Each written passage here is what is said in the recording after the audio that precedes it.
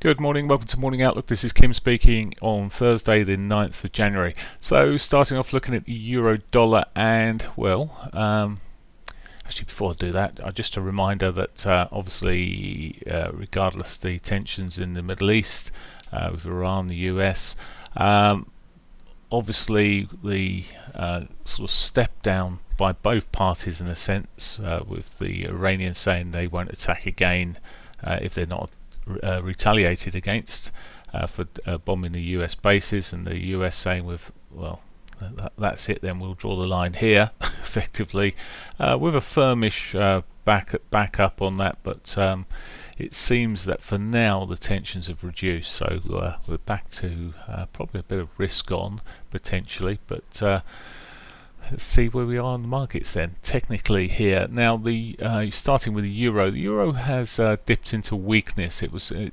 early signs of weakness. It was running up quite nicely on this daily basis, high lows, high highs, and it still hasn't broken the absolute lows here or anything. But when you come down to the 4-hourly stage, yesterday it broke down, broke this prior low from last week, which puts it into a weaker territory. In the 4-hourly picture, we're on a lower high coming through here, and then you can see there's a second lower high effectively, although you can't really call that second lower high until it puts another dip down lower, etc. But it was weakness showing through there in the shorter time frames here with this lower high.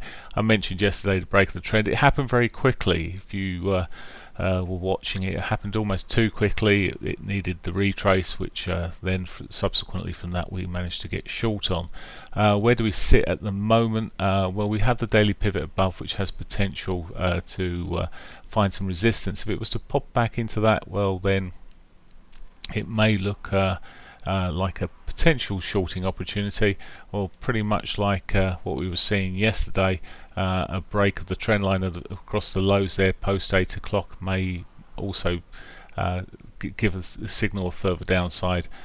Maybe I was looking at a few areas here in terms of downside targets. That daily 50 is roundabouts where I was looking yesterday that we may eventually roll to. Remember that we have found some support off that 4-hourly 200 though, but at the moment, as I say, still edging on the weaker side there for the euro. The pound's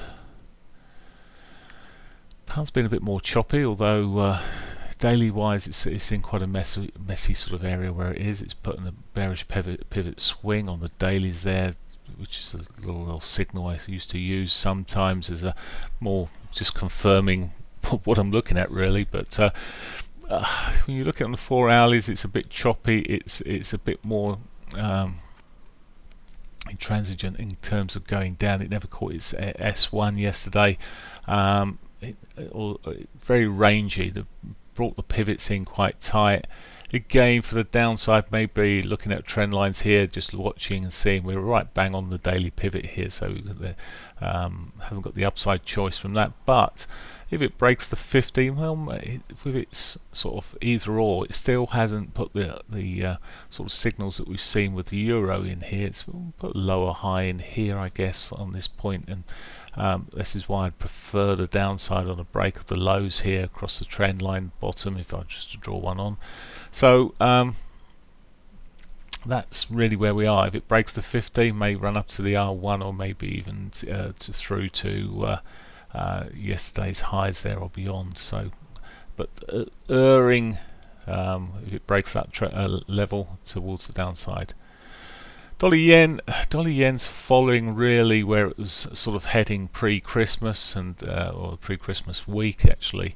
That pre-Christmas week we saw risk back off, and as the risk came off, the yen benefited. Now we're seeing with the softening of comments, etc., that that's no longer needed, so the yen can continue on its way there. 4-hourly picture, similar sort of case here, just pushing up at higher low. So to me, it's a case of opportunities. There is a daily pivot below.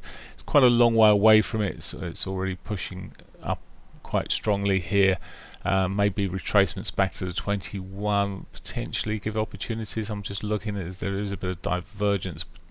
There was divergence earlier on actually. Okay, I've just lost my data. Oh, here we are, it's got back again.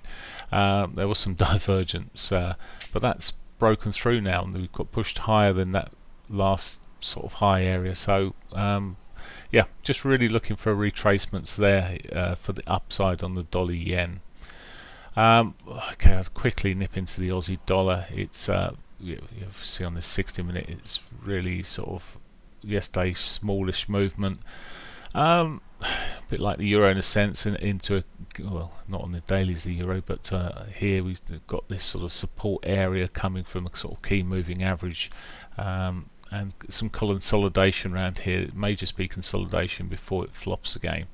Yep, looking across here again, break of the daily pivot may push down, but look at the ranges. The ranges are too tight for day trading on the Aussie there. Okay, I'm not going to go any further. I keep losing my data here, so for now I'm going to wish you a great day, and I will speak to you I will talk about Newswise quickly. Beg your pardon. Nearly missed the news. So Newswise, we've got coming today, we've got the Bank of England Governor Carney speaking.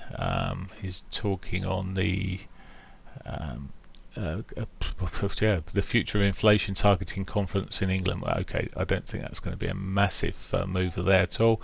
And there's all very, very low key data here. I'm sort of seeing, yeah, pretty low key.